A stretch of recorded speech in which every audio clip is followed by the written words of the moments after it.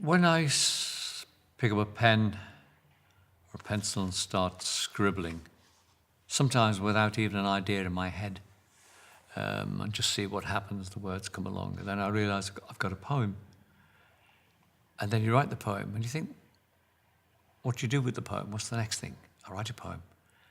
I haven't written it because someone's made me do it. I haven't written it because somebody's paid me to do it. I've just done it because I wanted to write it.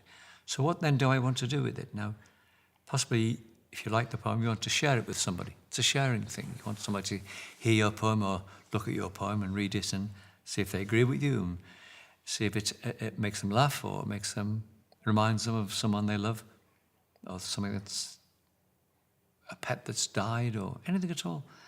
And it's a sharing of something. It's making you feel you're relating to somebody. I remember at school too, I remember someone would sort of be nasty or bully you or something. And poetry was a way of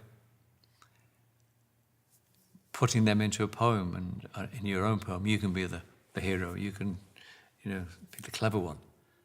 And also, I think part of sometimes being a poet is the other sort of person who thinks of the clever thing, of the right answer, when it's too late.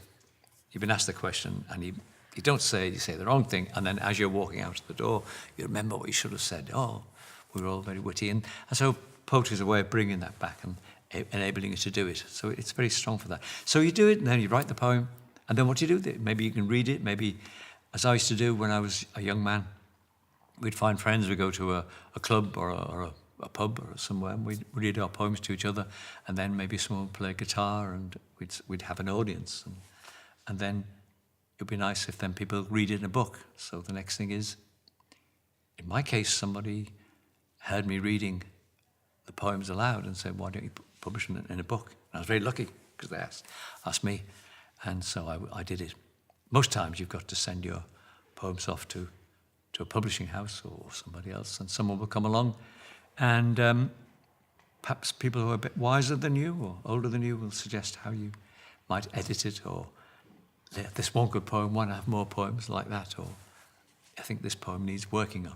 Because when you start off poems, I probably didn't rewrite any of it. I just wrote the poem, and I was so delighted with what I'd done that I put pen to paper, I've written a poem, and there it is. Wow, whoo.